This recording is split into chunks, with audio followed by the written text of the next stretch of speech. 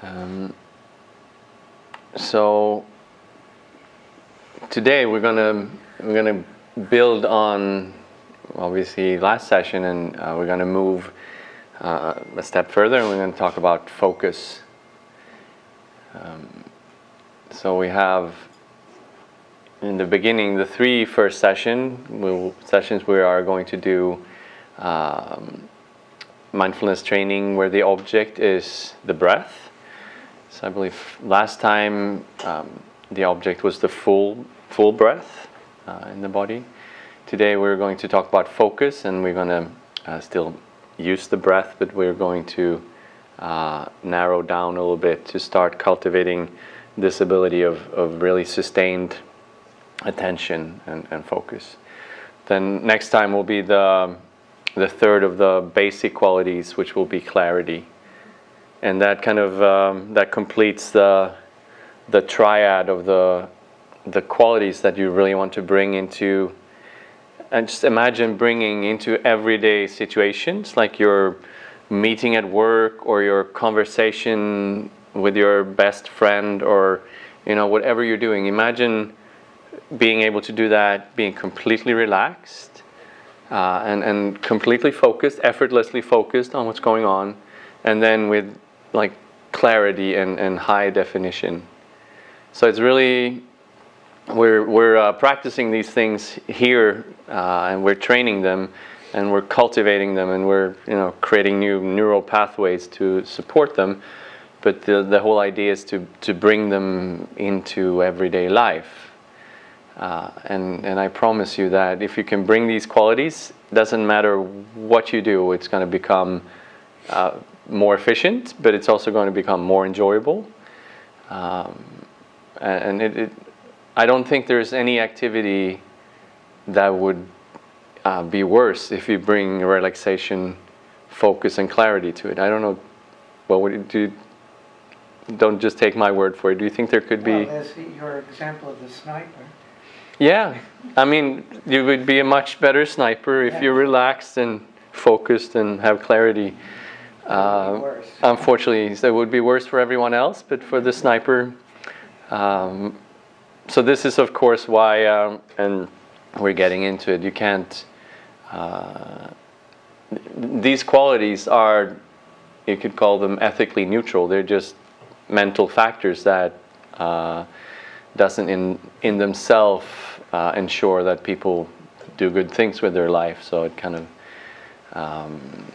However, my experience is that I've never come across a person so far that when they start cultivating these qualities, usually they become better people in the process. Because they get more in touch with what they truly value. They get more in. I mean, when you start to be more relaxed and more focused and clear, and then also you start noticing what's going on around you, and you start to also foster more empathy with people, because it's when we're tense and when we're distracted, and that's when our worst qualities come out. Have you ever had a situation like that in your family or at work, when you're very tense, you're very distracted, it's like all autopilot, and then you say all the things that you regret just 4 seconds later?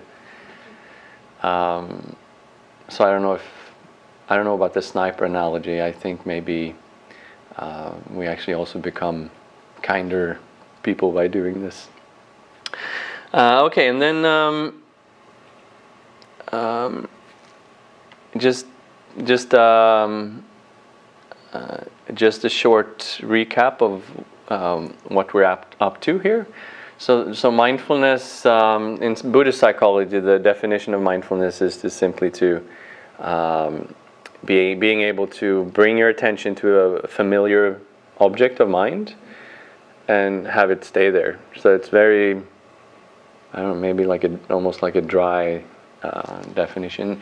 In Western psychology, there's the definition is usually paying attention in a non-judgmental, present moment way on purpose.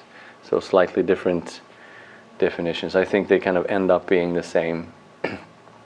And then also throughout this course, we're doing two things. So in the beginning, we're cultivating mindfulness, cultivating this mental faculty of sustained attention or awareness of presence.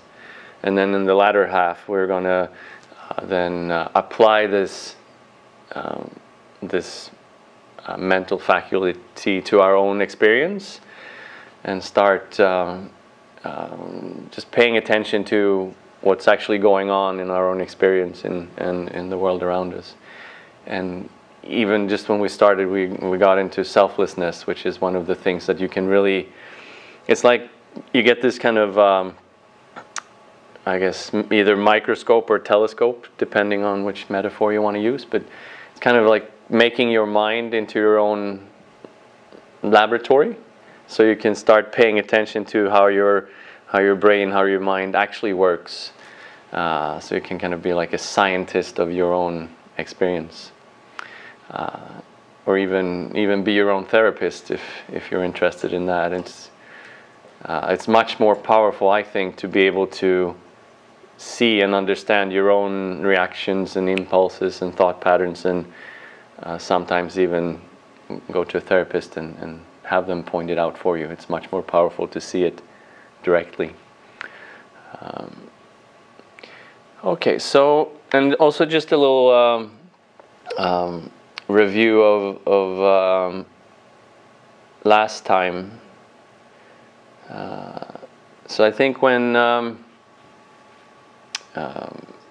we start to, or anytime we try to focus on something, we tend to tense up. I don't know. Would you agree? When you have something really important that needs to be done, we kind of, we scrunch up and we can get it. We can concentrate, but it's so effortful. I experienced that a lot after vacation. Mm-hmm. Because when I've been off for the entire summer and then I get back to work, and I'm like, oh my God, there's so much to think about and to focus on. Yeah. So I get so tired. Yeah. The first 3 weeks before I'm used to it again. Yeah. It's like our brain hurts. Yeah. Yeah. Yeah, so this is, and I don't know if I mentioned this example of the air traffic controllers at Arlanda or something. They're only allowed to work very short, half-hour periods, because then they're completely exhausted because they really have to focus. There's so many things, and people will die if they screw up. So they.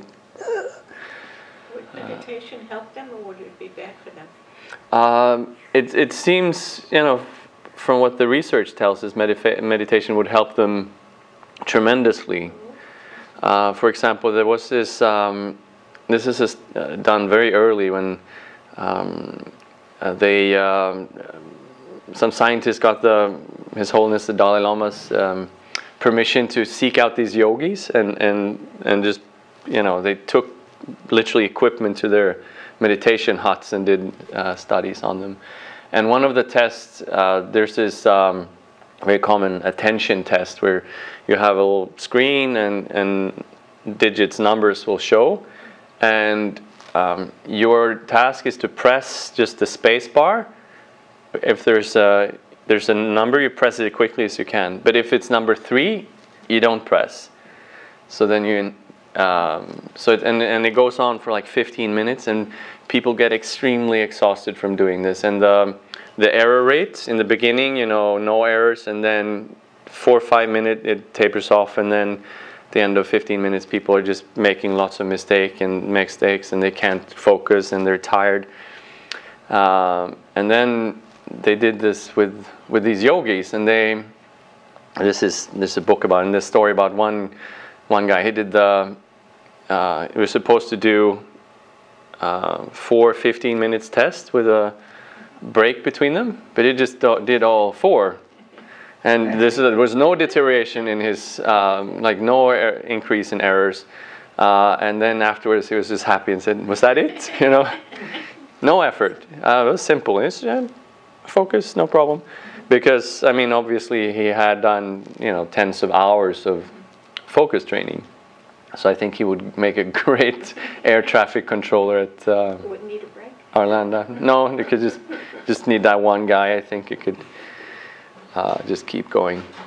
So that's this tendency we have to really tighten up and exhaust ourselves when we focus. That's one extreme, and then the other extreme is when we relax. Then we kind of tend to become completely dull and spaced out.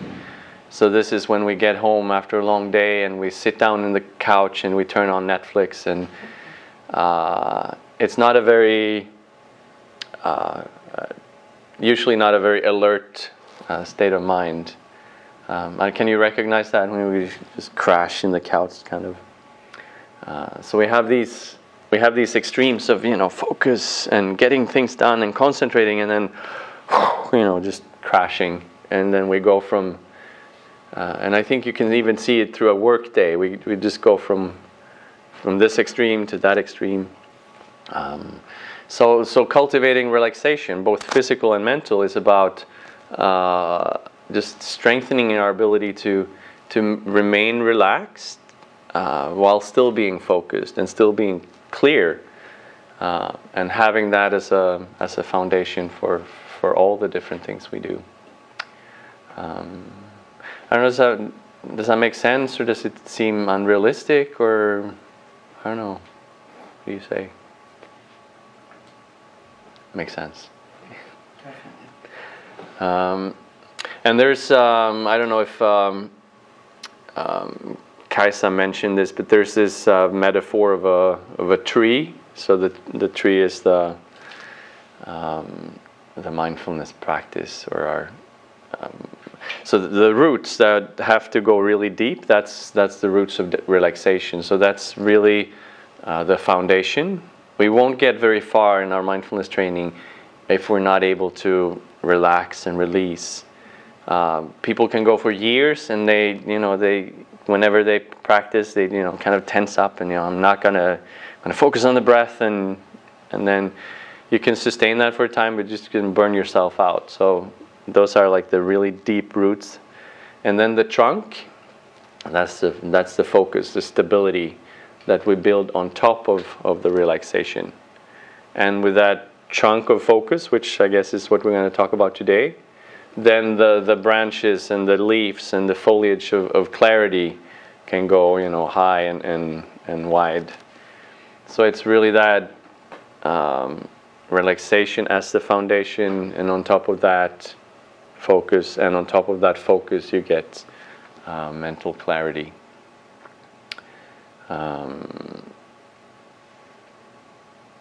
And I thought I would read I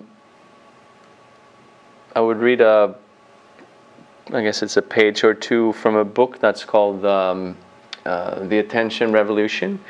So a lot of how this course is structured is from a guy named Alan Wallace, and his book Attention. I don't think we have any copies left here, but it's definitely a book that I really recommend if you want to dive deeper into the stuff we go through here. So did Kaisa read this last time? Did she read a quote? I don't recall. No. No. Mentioned just during the break. She mentioned Wallace. Yeah, but I thought I would just I just read a section from his book where he talks about really this necessity of cultivating relaxation. So it says, thus our practice of mindfulness of breathing consists of prolonging our awareness of our breath. While this requires an alert mind, such concentration should not be tense, but rather balanced. When we discover that we have become distracted from the meditation object, it may feel natural to clamp down more forcefully, tightly concentrating the mind. You can see this in the facial expressions of people who try to concentrate in this way. Their lips become pursed, their eyebrows draw together, and their foreheads become furrowed with wrinkles. They're becoming concentrated. But like orange juice, most of the fluidity is being drained from their minds. If you want to concentrate for a short time and don't mind the side effects of tension and fatigue, you can follow the above strategy. But if you want to follow the path of shamatha, you'll need an alternative. I had to discover this fact through experience. During my first extended shamatha retreat, I was filled with enthusiasm. I wanted to take full advantage of the rare opportunity that was before me, for I was meditating in India under the guidance of the Dalai Lama. I had no financial worries and my material needs were easily met. All I had to do was put the instructions into practice. I threw myself into this training with all my might. Each morning I would rise at 3:30, except once when I slept until 3:45 and got upset with myself for slacking off. Enthusiastic I was, but so uptight. The Tibetan manuals on shamatha meditation that I had studied over the years stated that the type of attention needed when one began such practice was highly focused. So I tried as hard as I could to keep my mind from wandering. Within a matter of a few weeks, devoting many hours each day to meditation, I could sustain my attention on my chosen object for up to half an hour. I was elated to be making such fast progress. As the weeks went by, however, I found myself becoming more and more fatigued. I was draining myself both physically and mentally. My joy in the practice was diminishing accordingly, and I felt my attention was not developing any further. What was wrong? I was trying too hard. The cultivation of shamatha involves balancing the mind, and that includes balancing the effort exerted in the practice with relaxation. I think this points to a cultural difference between traditional Tibetans living in the highlands of Tibet and modern people leading fast-paced lives, their senses constantly bombarded by telephones, email, the media, and noise. Years of such existence condition the nervous system and mind in ways that might have been considered torture in rural Tibet. One traditional Tibetan doctor whom I know once commented on people living in the West. From the perspective of Tibetan medicine, you are all suffering from nervous disorders. But given how ill you are coping remarkably well. Whether we dwell in Boston, Buenos Aires, Berlin, or Beijing, our minds are conditioned to be more high-strung and engaged in compulsive thinking than the minds of Tibetan nomads and farmers living a century ago. So when Tibetan meditation manuals advise beginners to focus their attention firmly, the instructions are aimed at a very different reader than the average city dweller in the 21st century. Before we can develop attentional stability, we first need to learn to relax. Yeah. So that's, I don't know, did that resonate with you? I don't think you're going off to intensive meditation retreats, but I think you can probably recognize this tendency we have to be striving even in meditation practice. It's like we want to get somewhere, and then we really try harder because from childhood that's the method that we've been taught. You know, if it doesn't work, we just try harder, run faster, more is better, and then even meditation becomes something that can burn you out. So, yeah, which is a bit of a paradox. Yeah, so I wanted to, even though Kaisa talked last session about it, really emphasize relaxation. And also, it's very, we talked about posture, meditation posture. You know, you can sit cross-legged, you can sit on a chair, but also you can lie down. And especially when in the beginning and trying to connect with relaxation, lying down is really, really beneficial. What they call in yoga, they call it the corpse posture, Shavasana posture. So just hands to the side and just straight flat on your back, because then it's easier to just let go and relax for many people. So don't. There are actually, when we do the practice, there are some extra mats back there. If you want to go lie down, that's perfectly okay. And if you fall asleep, then someone will come and wiggle your foot or something and wake you back up. Okay, so any questions or just concerning last week and relaxation, and or anything you've discovered during this week pertaining to relaxation, before I move on to focus.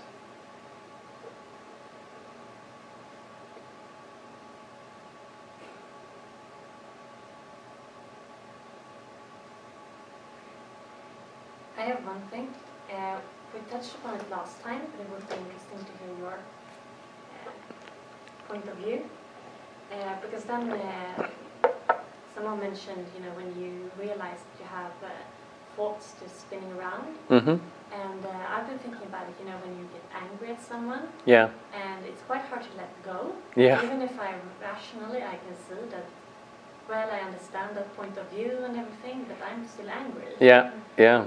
And how to get past those thoughts? Like, how do you stop? Is that still just to relax and, or are you supposed to go through all those thoughts in order to be able to let them go, or how does that work? That's a great question, and so in module 4, I think it is, we're going to move from having the breath as the object of our focus to having the mind, meaning, thoughts and memories and all the stuff that goes on in the mind. And so that then there will be, I guess, other types of answers to that question. And one would be just having that, cultivating that ability of just observing thoughts as thoughts, and not getting hooked and involved and pulled into them. That's very powerful, because most thoughts are not even worthy of our attention. Actually, they're just, especially when we get angry, the story that the thought is telling is not. It's not very objective. That person has 0 positive qualities. There's, we just see them as this idiots, and it's very biased and very. It's not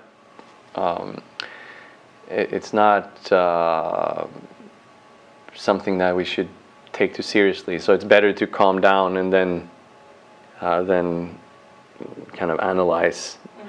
But from this perspective, the best thing you can do is also to release, because when you get angry, you have those thoughts will trigger an emotional and physical reaction in your body. So you will naturally tense up, and your breathing will become more shallow, and all those things. So just in that moment, just being able to maybe return to the breathing and see if you can and relax and maybe regain some clarity, and that's extremely powerful, just to give yourself a little bit of mental space, and just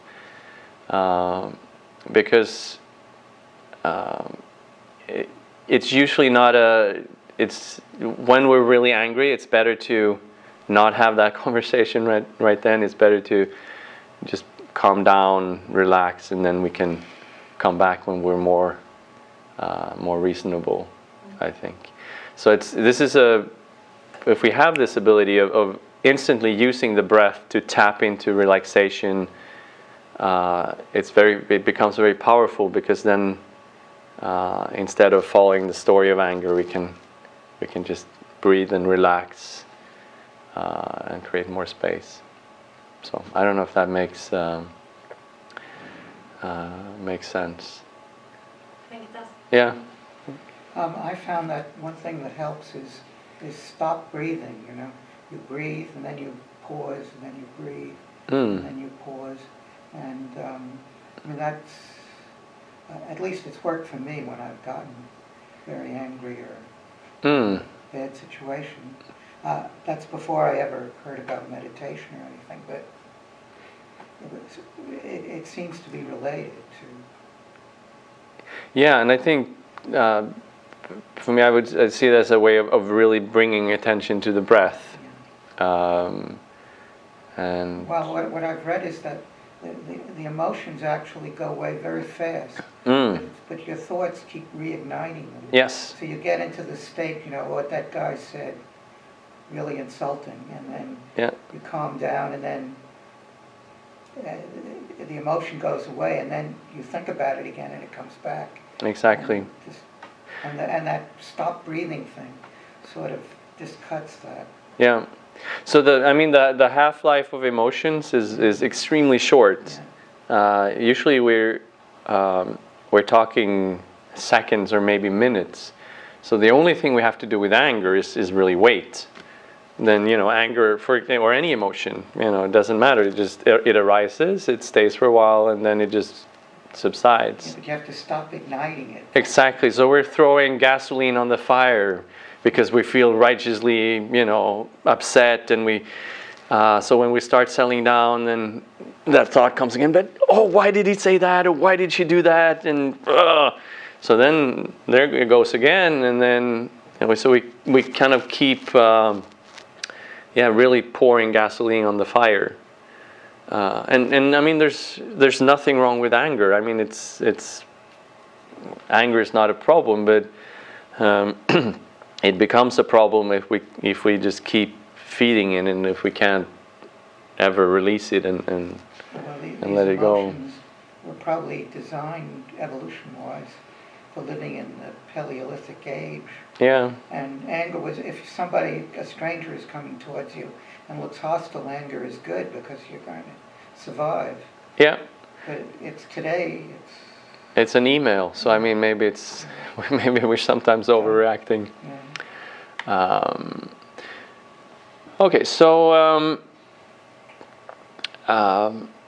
in general, attention from a psychological perspective, cultivating attention regulation is a necessary step for cultivating emotional regulation.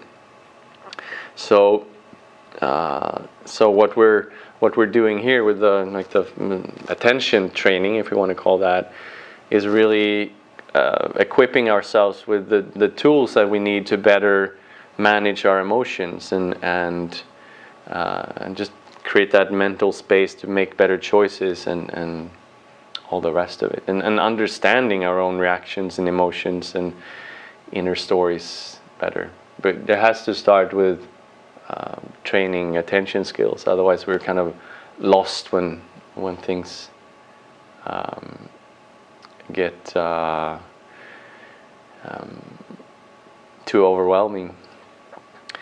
Okay, so today we're going to do some more mindfulness training with focus. We're still using the breath, and I'm also going to talk a little bit about the end about when you start developing a daily practice, like how long should you meditate for, and how should you structure your sessions, and some advice around that. And I will also give some advice on what to do until the next session. So some assignments maybe, although I don't. Sometimes I call it homework, and then I bite my tongue because then we get into this, the striving thing again. Okay, so today will be about focus, and I think, like this quote also was touching on, we live in a uniquely difficult situation when it comes to focus, because we're just so overstimulated. It's crazy, and it's just over the last 5-10 years, it's getting crazier. Our attention span is shortening. And can you recognize this in your own life, that it's just getting, it's so frantic, so much stimulus and so many things that are really pulling our attention. It's crazy. So we get very easily distracted. We tend to multitask. Do we have any? I don't have any proud multitaskers in the room. I actually thought I would do. This is an exercise I usually do when I'm out giving workshops and stuff in companies. But I thought it would be fun to do. This is an exercise to just illustrate what happens to our poor brains when we try to multitask. So would you be up to doing a short exercise? So I'm going to jump forward one slide. And this requires eyeglasses, yes, and something to write on, and a piece of paper to write on. There we go.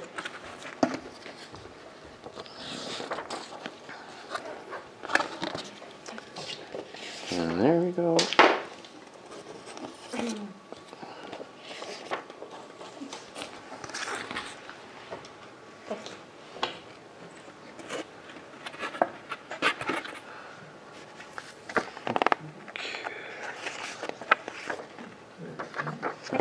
Var det 2? Skulle bara vara Du kan, ja precis, du kan ge ett.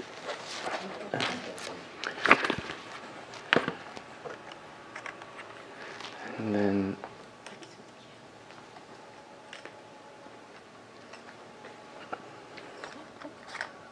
yeah, oh wow. Thanks. There we go. Okay, so this is I've been talking about achieving and striving now, and now I'm going to time you. So sorry about that. So your task in this exercise, first you can start by just drawing 4 lines like that on the paper, and then your task will be to write as quickly as possible, and don't start, because I'm going to time you, so no false starts. You have to wait until I say go. But when I say go, on the first line you just write I'm a great multitasker, and on the second lines you write the numbers 1 to 20. And I'm going to call out the time every 5 seconds, so when you're done you can kind of note down approximately how long it took, and then you hold up your pencil so I know that you're ready. So you're ready to go? And you can start now. So that's 5 seconds. 10 seconds. 15 seconds. 20 seconds. And 25, and I think we're all done. 25 seconds. Very good. Okay, now we're going to do the same thing again, but using a different mental strategy. So we're going to, the end result will be the same, but this time I want you to write, and again, don't start until I say so, but I want you to write I, and then 1, and then A, and then 2, and then M, and then 3. So we're introducing a little bit of multitasking, but the end result should be the same. I am a great multitasker, 1 through 20, but alternating letter and number. The word or each letter? Each letter, so I and 1, and A and 2, and M and 3, and so on. It should there should be 20 letters and 20 numbers, so they should. Are you ready? Yes. Okay, start. So 5 seconds. 10 seconds. 15 seconds. 20 seconds. 25 seconds. No stress, but most of you were done by now last time. So we have 35 seconds. 40. 45, and I think we're all done. Okay, so just a raise of hands. How many of you it took longer time second time around? Usually it's almost about twice as long. How many of you made more mistakes or were about to make more mistakes like the second? Not too much, not too bad. How many found it more stressful to do it second way? And would you say that this has any relevance at all to like everyday life? Definitely. Yeah. It's also time press. Try to do a lot in a short time. Yeah. So that's so when our poor brains are, just confronted with all the things, we have a to-do list that is a mile long, and people are wanting our attention. That's how the brain tries to solve it, by multitasking. You do one thing, you jump from one, and also our thoughts. We jump from one thing to the next, there's been some really fascinating science done on this. For example, Stanford University, they looked into, I think they made tests on like 4,000 people, and they initially they were looking for good multitaskers, so they can kind of teach that to companies. But they just found just a host of negative effects of multitasking. So obviously, it takes longer. We make more mistakes. Our ability to prioritize just goes down the drain completely.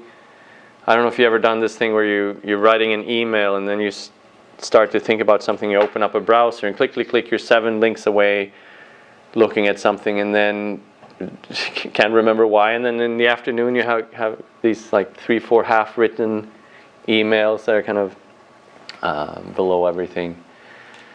And it also rewires our brain. So instead of cultivating this ability of being focused, we're cultivating an ability of being distracted and scattered and all over the place. So just as a very concrete application of mindfulness, always, whatever you do, make a conscious choice of doing that one thing. It doesn't matter if it's talking to someone or writing an email, but you make a conscious choice. And then when you feel that you're distracting yourself or being distracted, maybe there's a conversation going on, or you're starting to think about, just see if you can notice that distraction and just let it go and come back, which is exactly the practice we're doing here. We're watching our breathing, and then distraction, we let it go, we come back. But doing that in everyday life until there's something that's more worthy of your attention. Maybe there's a colleague, or there's whatever. But don't try to finish the email and talk to the colleague, and it's horrible. So if you decide to let that email go and give your colleague your attention, you do it 100% with full attention, full focus. And then if you're talking to that person and then you start thinking about the email you were just writing, that's now a distraction. So you just let it go, come back, and stay where so you're kind of in the driver's seat. I don't know does that make sense? You decide where your focus is. You're aware of where it is. But what about when you have something like driving? If you're driving a car, you have no choice. You have to be watching for signal lights. You have to be watching the other cars. You have to be watching for pedestrians. You're constantly diverted. Yeah. However, it's so there's kind of two kinds of attention. One is more focused and narrow, and one is maybe more open and panoramic. But also that open panoramic attention is still focus in this sense of the word. So you're still focused on driving. Yeah, but I think it's an illusion that you're focused sometimes, because you switch from, say, watching a pedestrian is about to go into the street and another car is in back of you and looks like it's trying to pass you, and you're looking in the rear view mirror, and you're actually switching focus even if you think you're doing both things at the same time. And a lot of those tasks are also automated. So, but what you don't want to do is, and what people also do is start texting, or even if you start thinking about some situation, even then you're losing focus on the actual driving. So driving itself can also be focus training. You shouldn't close your eyes like we do here, but you can be just focus on the physical sensations of just touching the steering wheel. A lot of people are driving while talking to someone. Yeah. And it always amuses me when I look at a movie or a TV show, and somebody is driving and someone is next to them, and the actor goes like this. Yeah. So I mean, it's the same. It's the same thing when driving. Be completely focused on driving, and don't allow your attention to. It's like one of those cases where multitasking will actually literally kill you. So. It does. But I think that's when you're talking about mental activities, because people like run and listen to music, or I crochet and watch TV, and that's relaxing, I would say. No. No? I You don't think disagree. so? Yeah, it's individual. Yeah, but yeah. But I'm not talking about thinking. I'm Yeah. talking about They think it's relaxing. It's not. It's not. No. I feel it was relaxing. No. No, just I would. When you're watching TV, You know, it's why do you wash the dishes? To wash the dishes. Yeah, there's you have to check your own experience. I mean, if it is relaxing for you, it is relaxing for you. I mean, no question about it. But sometimes we eat and watch the TV, and then the food is just gone.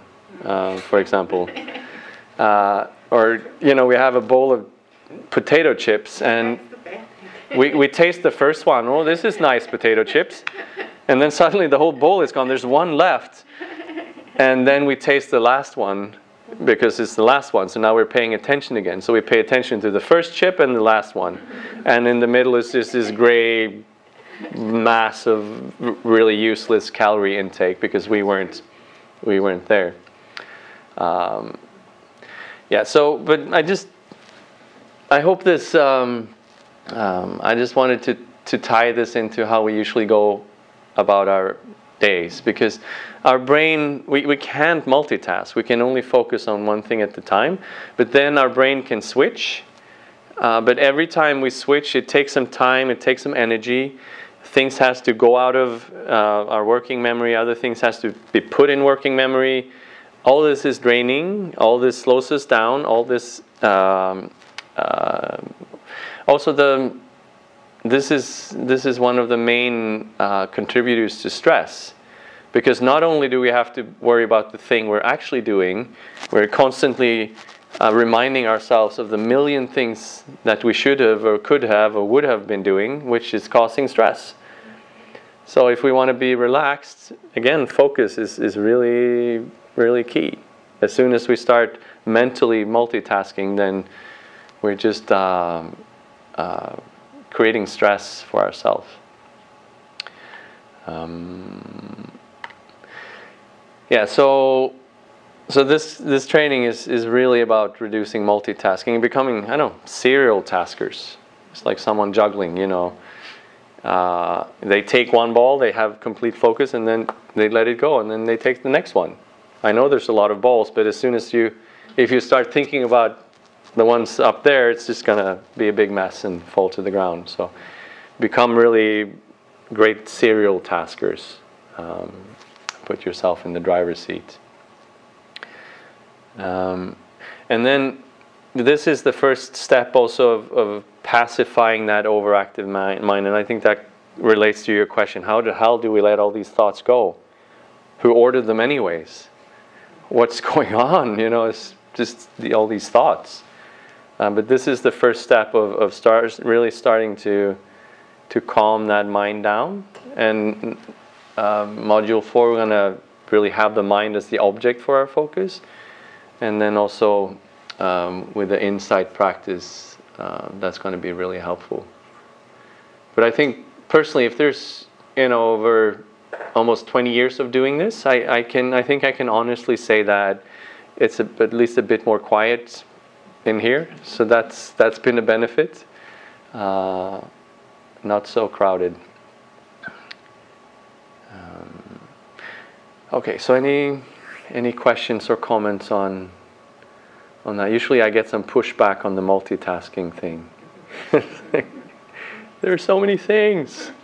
Well, it's the reason for, if you have to do something involved, to practice it, so that you put a lot of it into automatic actions. So I think people maybe get confused. They think that they're practicing something and they do it a lot, like a sport or whatever. So they're doing a number of things at once.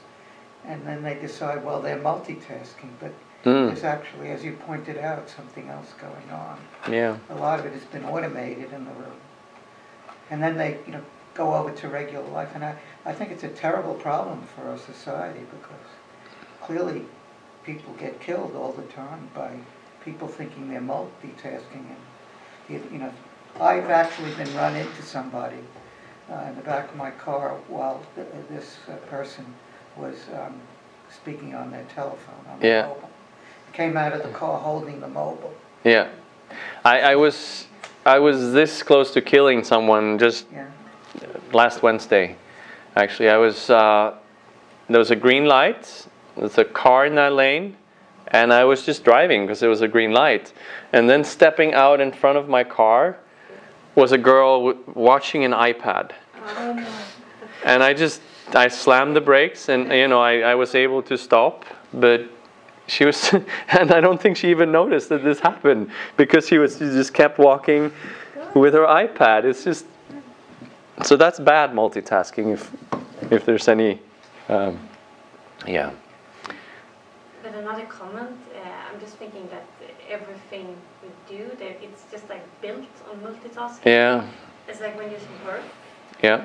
We have back-to-back meetings. Yeah. So you can't finish one and start thinking about the next one, Yeah. because it's already begun. Yes. And then you have all the email, the cell phone, everything, and you get emails at 11 o'clock in the evening. Yeah. So you're never allowed to focus on one thing. No, and people have to bring their computer and work in the meetings because they have no other time to do their emails in the meeting. Yeah, it's insane. And there's no, like you said, the meetings are back to back, so there's no time for reflection or refocusing on the next meeting. Sounds like your organization should be taking a course. Oh, I know. There's several organizations that need. Maybe Yeah. But I mean, it's so this is really why, as a society, I think we have to start understanding this and start. From my perspective, we should be teaching kids in school this stuff, because we're literally killing ourselves, and it's not pleasant, and it all has to do with us mistreating our attention and not understanding the value of focus and having no tools whatsoever to cultivate it, or not even understanding that it's a good thing to cultivate. So yeah, it's a long conversation, but yeah, baby steps, and at least now you can start telling things in your organization that maybe they should download the Headspace app or something. Okay, so the meditation we'll be doing very soon is, again, we'll be using the breath as the object. It's such a, in the beginning, it's such an excellent object to focus on, because just by focusing on the breathing, we get a lot of the benefits of relaxation, and we like down-regulate the parasympathetic nervous system. The breathing is also very good because it's always there. Like, you know, you can be standing in line waiting at the supermarket, and then you can always return to your breath instead of, you know, being angry because that line is always moving. It's always moving faster, right? The other line. So instead of getting upset, you can just refocus and watch your breath for 30 seconds. So we're going to move from last week it was the full body breath. Now we're going to move down to the abdomen and see if we can just connect with a sense of the abdomen rising and falling with each in-breath and each out-breath. If you have difficulty connecting with the breath in the belly or the abdomen, then you can just move up and see if you can feel it in the chest area. And so two benefits here. We're having a narrower focus, so that's good for cultivating focus or stability.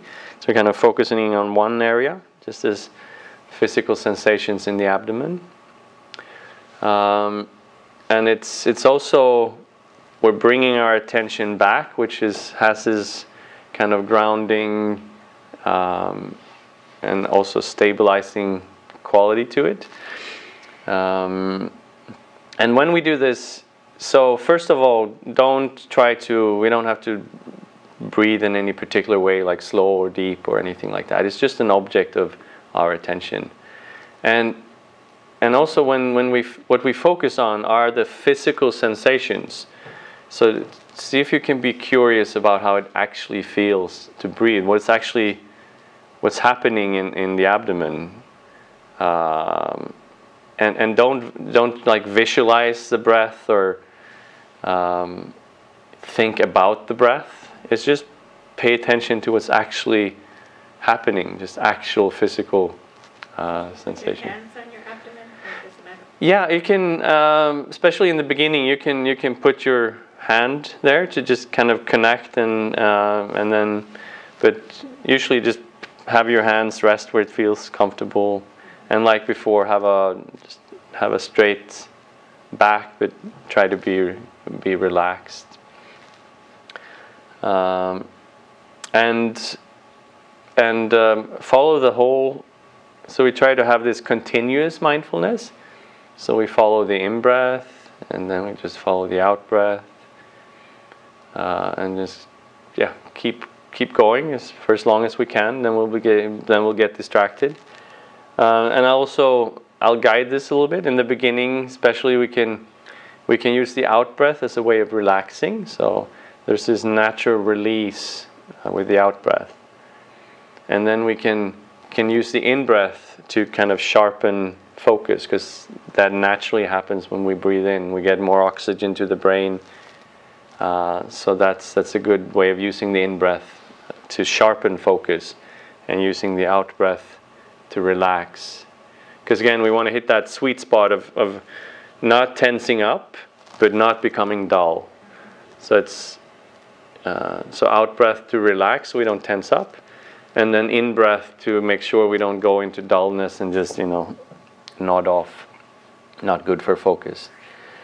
And I guess the last instruction is also to use counting as a support.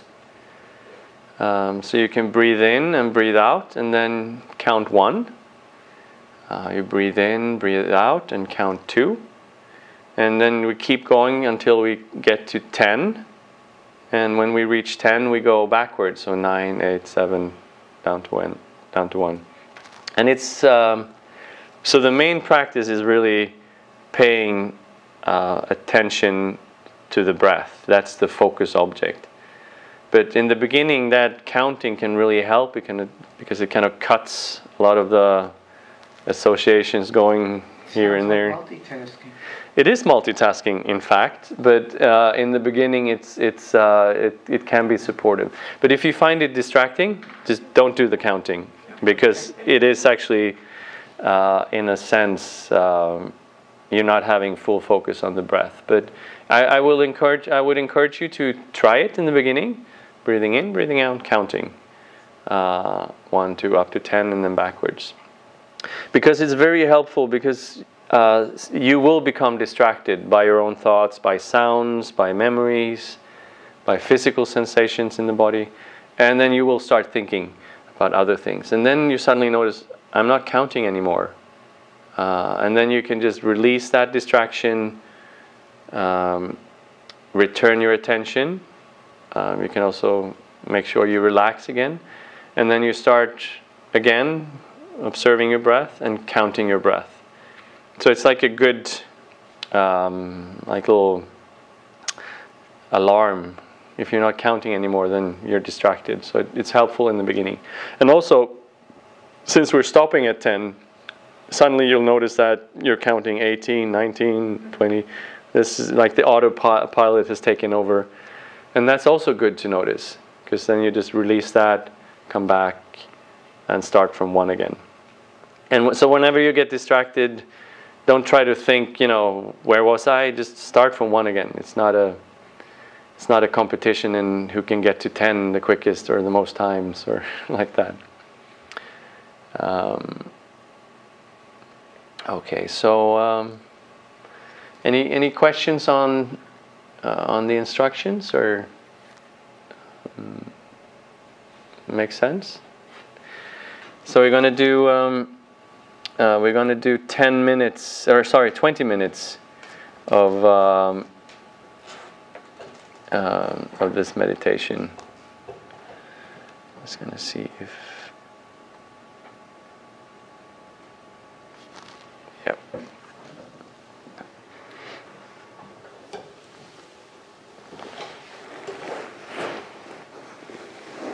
And again, there's no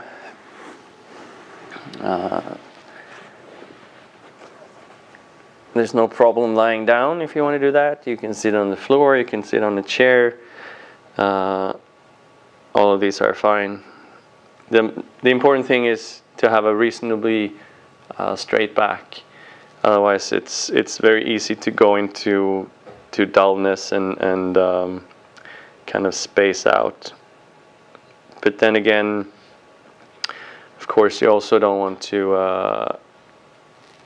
have a very tense or so you want to relax and just allow the vertebrae to kind of balance on top of each other. And you can either have your eyes closed or you can keep them slightly open. So if you feel that you become very dull, then it might be a good idea to just slightly open your eyes and let some light in to just reactivate the nervous system.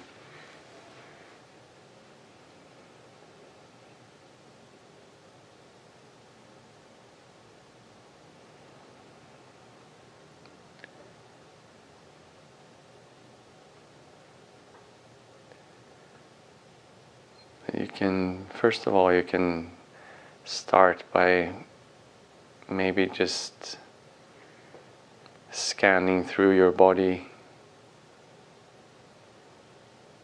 So on your in-breath, you scan through the body and see if you have areas where you feel tension and there's holding. And then you can just use the out breath to see if you can release and relax that tension.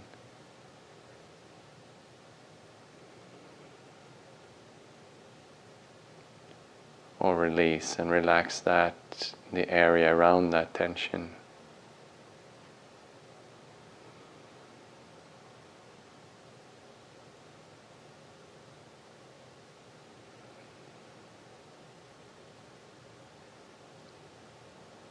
Just using the in-breath to scan through the body.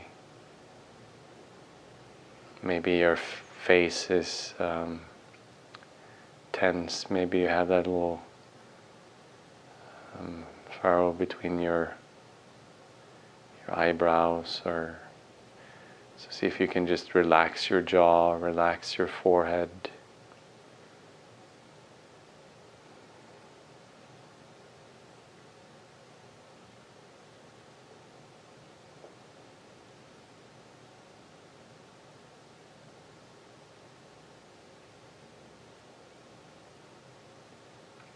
Allow your shoulders to drop down.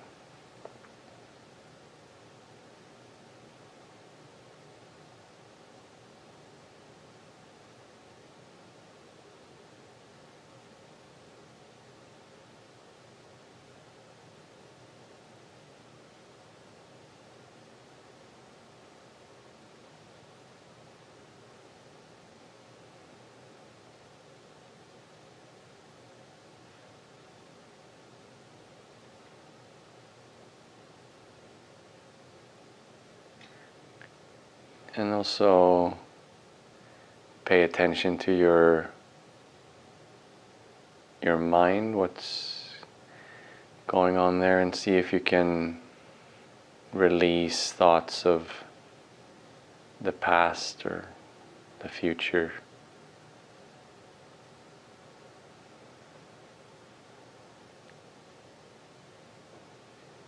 Also allowing your mind to relax and settle.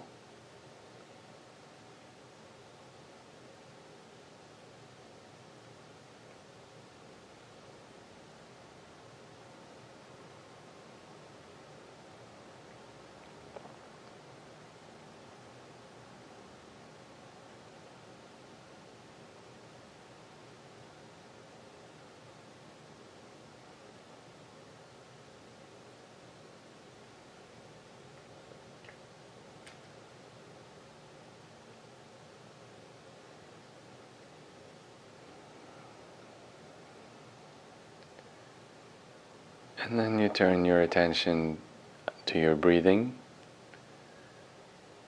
as you experience it in your abdomen, in your belly. Just noticing that the belly rises when you breathe in and it falls back when you breathe out.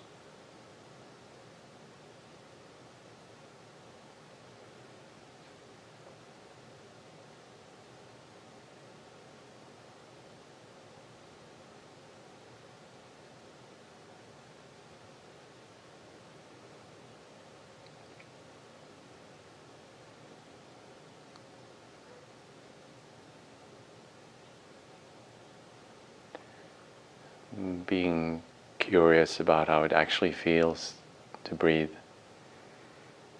and placing your attention on the sensations of the breath.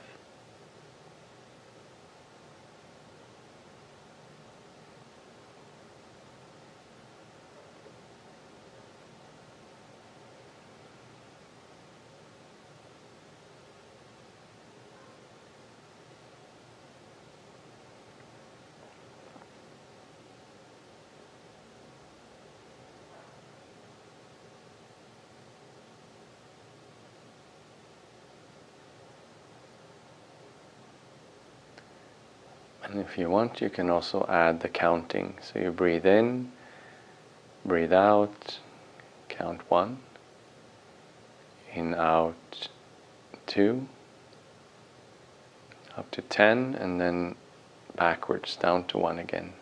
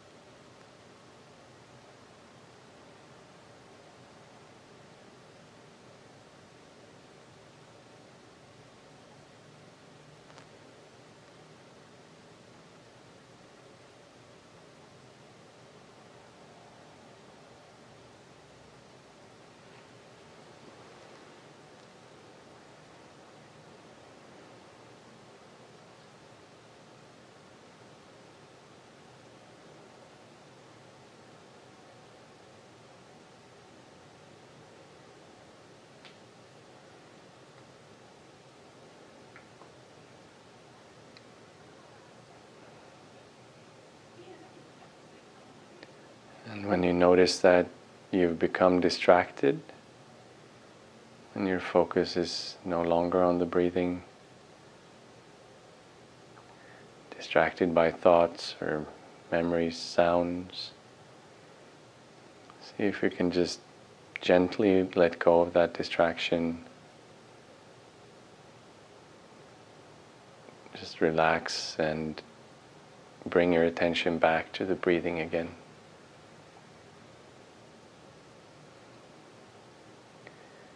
Keep observing the breaths and keep counting the breaths.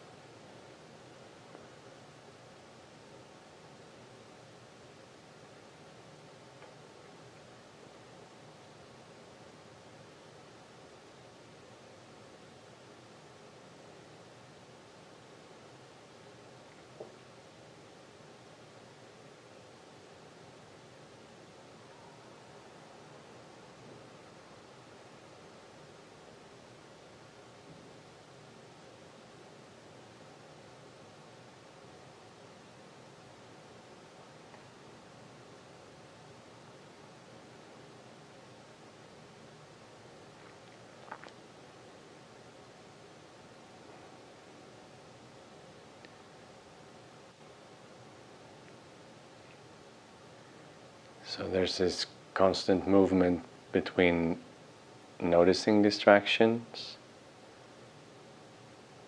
releasing them, and bringing your attention back over and over again.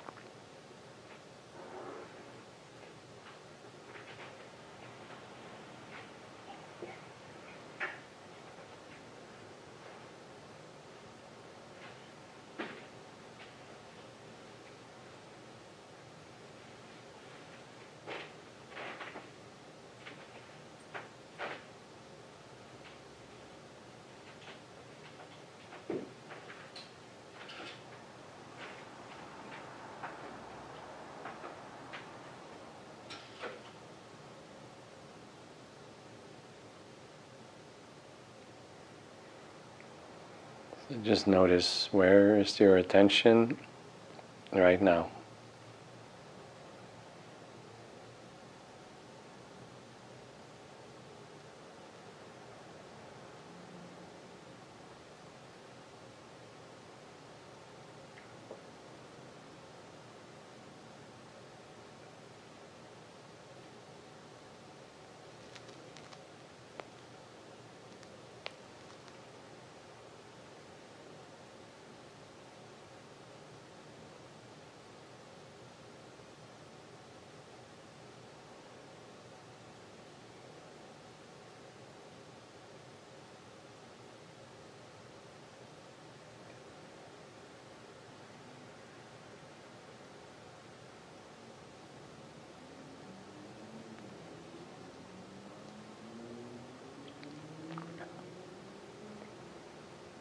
And also be aware that becoming distracted,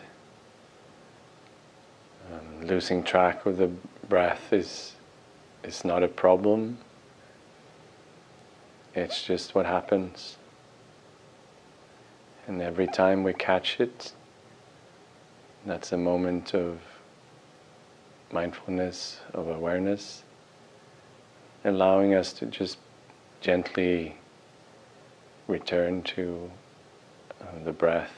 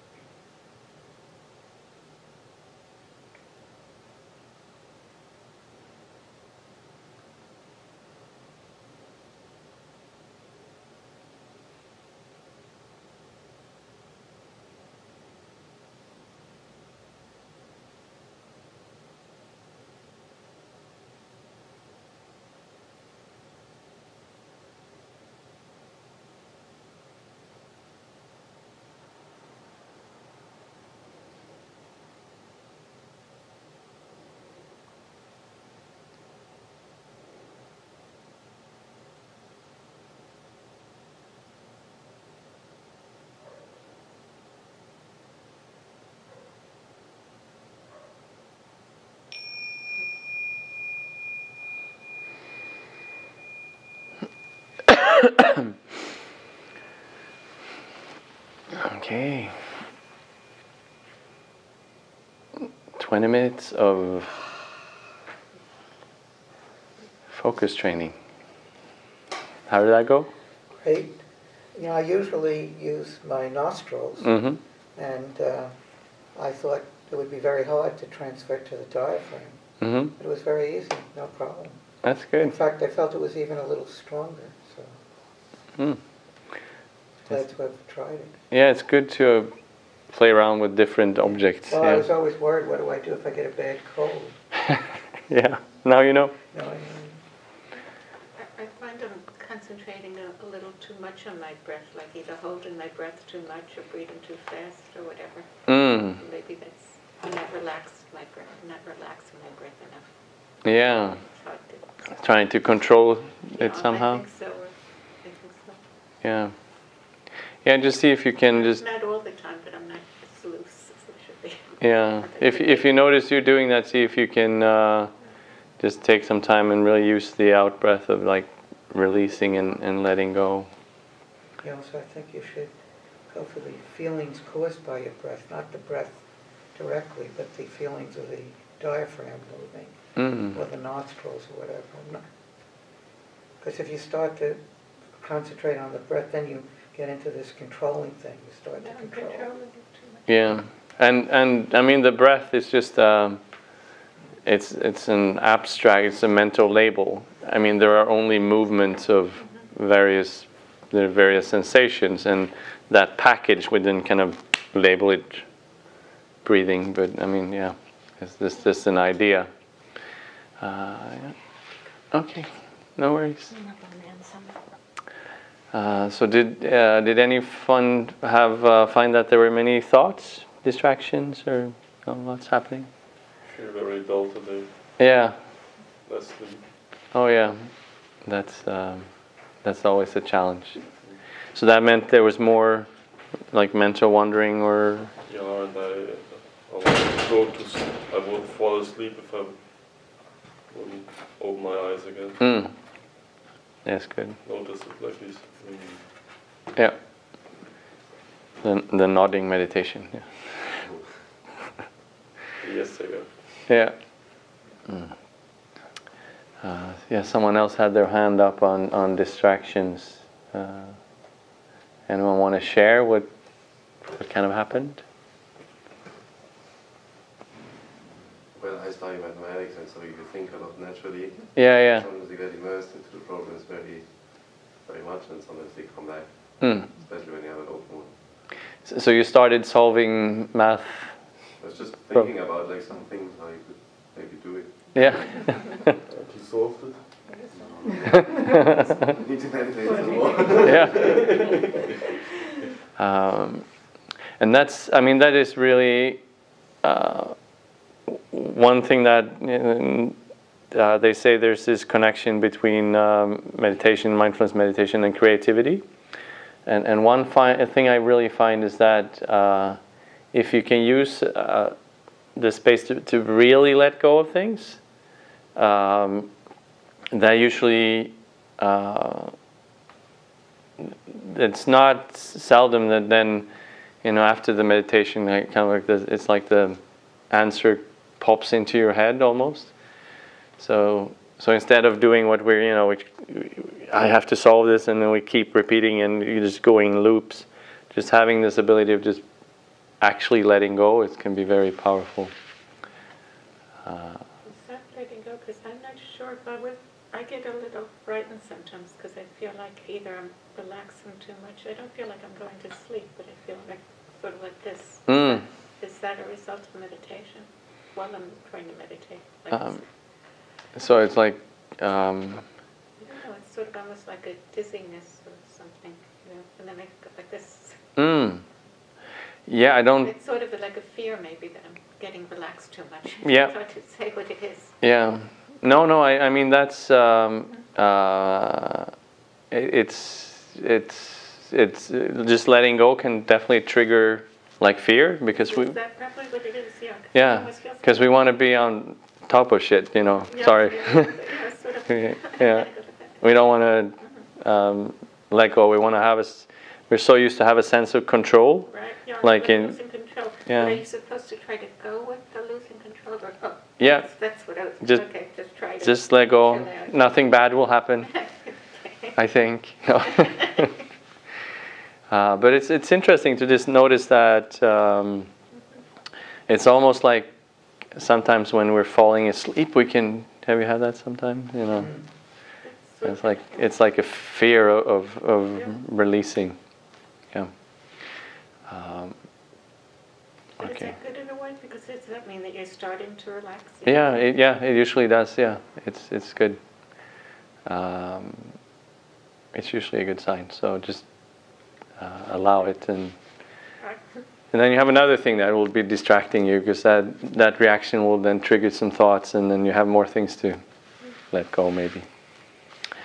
Okay, so I thought we'd have a break and just some tea or coffee and something, just like 10 minutes or so, and then we come back and do the last part of this.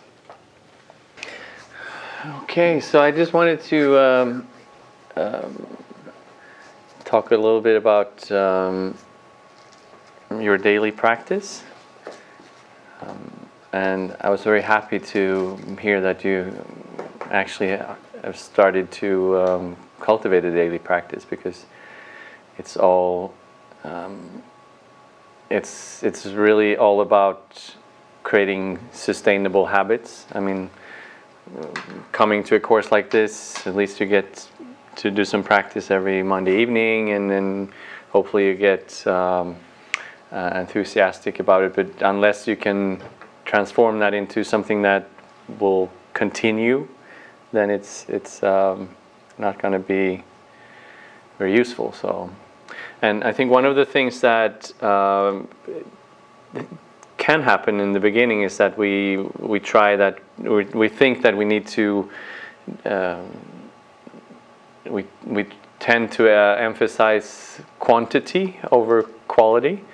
So I think in general, in the beginning, it's better to have short sessions. You know, it's better to have a 5-minute session where we're actually on task, so to speak, when we're focused and alert, rather than, you know, if you sometimes you hear people get instructions, they do a meditation retreat and then they're expected to do 2 hours of meditation per day, and that's just going to be 2 hours of daydreaming or something. It's very, in the beginning, it's impossible to have good quality practice and over that kind of period of time. So it's better to 5 minutes, 10 minutes, 15 minutes. Just make sure that you're relaxed, focused, and clear while you're doing the practice. And if you start drifting, maybe it's better to just leave it at that. Maybe do 2 sessions per day instead. Because if we go for too long, we are bound to go into more and more distraction or more and more dullness. So for that reason, also always use a timer. Like great apps these days or whatever. Have you anyone to recommend? Yeah, there are a whole bunch of apps. I wonder if I could. I was thinking if I could write some of them down here. There's one just for that. There's a great app called Insight Meditation Timer. Just for insights, as in wisdom, or Insight Meditation Timer. That's kind of cool also because you can see all the other people meditating at the same time. So I like that one. Which is that work on both PC and? No, that's an app for the phone. So Android or iPhone, I think. It works Android and iPhone. Yeah. And it's called Meditation. Let me see if I can pull something up here.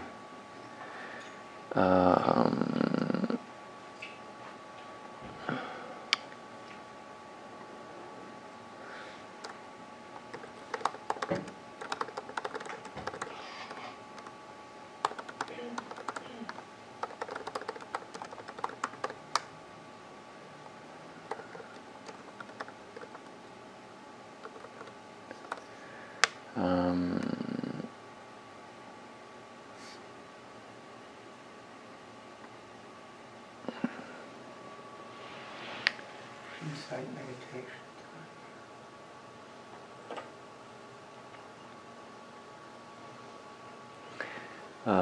And the one called Potential Project, that's actually that's the company I work for doing corporate mindfulness, but it has 8 mindfulness exercises that follows what we're doing here fairly well, so that might be good. And then the John Kabat-Zinn ones are they also have a timer in them, are pretty good. This is the one I use. Yeah. And full disclosure, I've developed the John Kabat-Zinn apps, so I'm recommending my own app too. But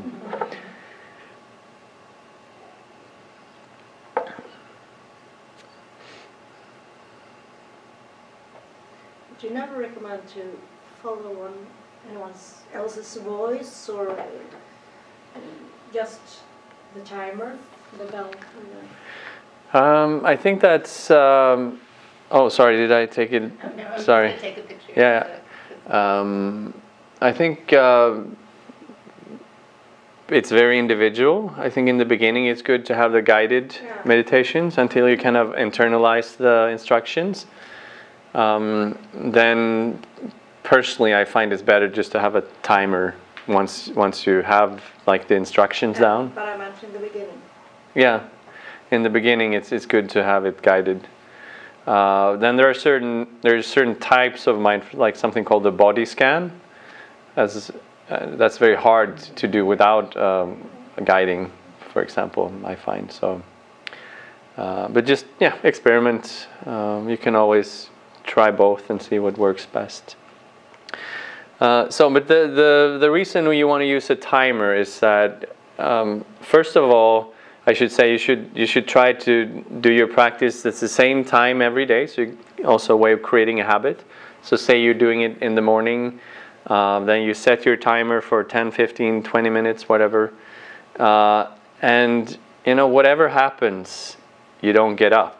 You sit. If you set the timer for 10 minutes, then you sit for 10 minutes.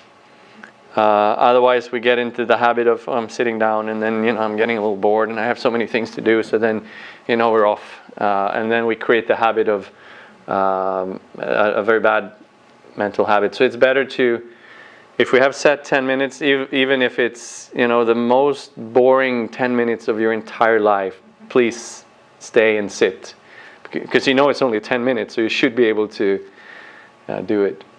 And there's also the opposite phenomena of if you have a wonderful, amazing meditation, it's just blissful and fantastic and awesome, and it's still good to have a timer, because then you'll stop, and then you'll have this great memory, and then that will make you want to come back to the meditation the next day. So either if it's really horrible or if it's amazing, it's both cases. It's good to have that timer set, and don't increase the length until you feel ready to do it. So better to have quality than quantity. I don't know, what do you find to be the best time of day to do the practice? Have you mornings? Yes, Mornings? same here, morning. Any even all morning people? Yeah, it seems. Also in the evening. Yeah, I mean, doing both, it's not bad. I think this is the hardest time. Yeah. Working all day, you're hungry, and Yeah. it's dark outside. Yeah. And this guy is just droning on and on. Yeah. No, it's this is challenging for most people, and for most people, the morning when we're like clear and crisp and sharp, that's the best time. Just a comment, like Yeah. I'm not clear and crisp and sharp in the morning. I hate getting up in the morning. Yeah. I still do it in the morning. Mm. And it's like an incentive to get up in the morning. Yeah. But is that still the best time to do it? I don't know. I used to be exactly like that. Yeah. You know, like the kind of person who needed 3 alarm clocks to even become conscious. Yes. And then I don't know if things changed naturally, but I started doing my meditation in the morning, and over time, I'm not like that in the morning anymore. And that's maybe because I'm older, but it also might be because of the mindfulness training. I don't know. So I would, if you can do it, I would stick with it and see what happens. But if it's completely useless, then by all means do it some other time in the day. No, it's okay. Yeah. But yeah, just see what happens. Okay, and as I said, habit comes from continuity. We don't have to think about brushing our teeth because it's habituated. So if we do it at the same time, in the same space, then that'll become easier to create a habit. I think it's good to do it with the same space, like the same. Yeah, I think so. And if you can have some part of your house or apartment that is dedicated to the practice, so it's just by sitting down, that signals to the whole psychophysical system that we're doing this now, because it looks the same every day, and then some people might light a candle, whatever. But for me, those are things that kind of remind us of getting into that mind space, and yeah. And then, of course, I'll get back to that, but I think I had this point here.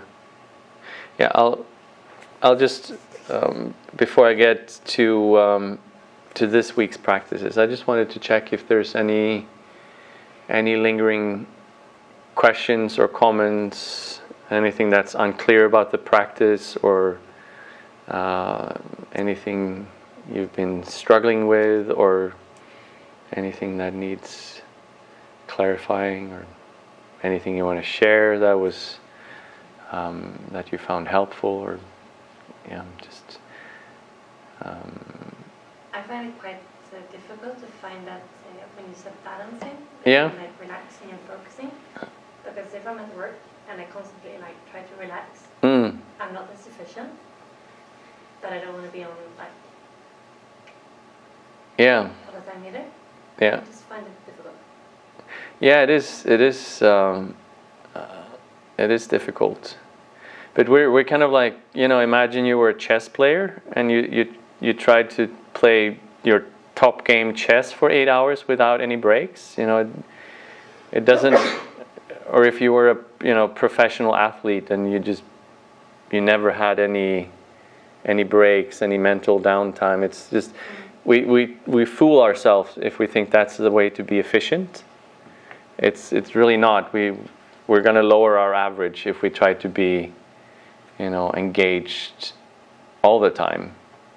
So really, instead, see if you can find it can just be a minute here or there, but a minute of really just releasing everything, maybe returning to the breath, relaxing and focusing and calming yourself, stabilizing yourself. And then you can, that's a very unproductive minute in a way. If your boss was watching, he might think that you should be doing your report or something. It looks like you're just wasting company time or something, but it's actually the opposite, because if you get that relaxation and that refocusing, then you can do the rest of the day so much better. I don't know, does that make sense, or is it? Yeah. Is it challenging to find that kind of break? I guess I can always take a break, but I think it would be nice to have more mindfulness throughout. Yes. So even if I do breaks and do an exercise, of course I can do that, but then I want the mindfulness to be part of the rest of the day too. Yeah. And then then you get into like some of the instructions I had on multitasking, for example. So whatever you're doing, try to bring focus and attention and awareness to that activity, but also relaxation, because we're tensing up when we don't have to tense up. But it takes practice to learn to see that, okay, I can actually what is your job? What do you do? I'm a consultant. You're a consultant in like finance, IT. Mm-hmm. So what would be a normal activity in your day?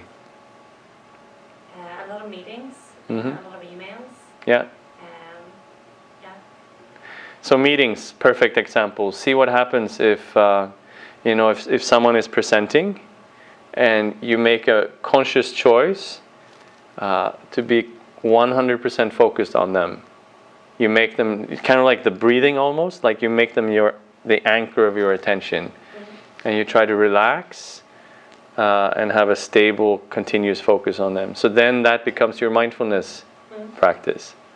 And you're also going to listen to them much, much more intently. And they're going to be extremely happy because that has never happened to them. It's the first time. It's like, I feel really good. I don't know why, but it's actually someone is paying attention to me while I'm doing my PowerPoint. So that mindfulness becomes the way of doing emails, the way of doing meetings, the way of doing priorities, whatever you're doing.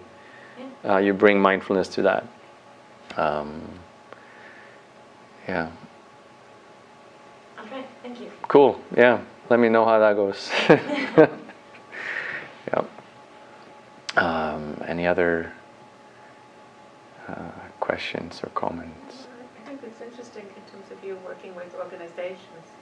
Do you get feedback afterwards? I'm sure you get feedback, but does it calm the stress in the organization? Yeah, about 30% if you measure it. Really? Yeah. So it does have quite a tremendous impact if you do it like a group or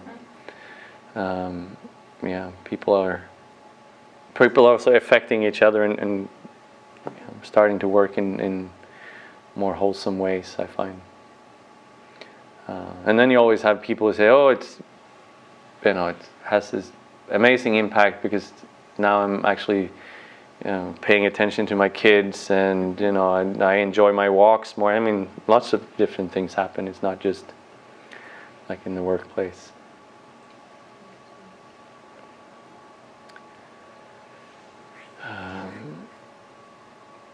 And you probably get much better at solving math problems. I don't have any science on that, but there's science on intelligence. We increase our working memory and get. It seems like also this ability of managing our attention makes us smarter for whatever reason. Okay, so this is what I hope you'll be doing for the next week, and I think I talked about this before. How like these exercises are really ethically neutral, but I really feel that. It also strengthens. It also strengthens the practice to have just have a good motivation.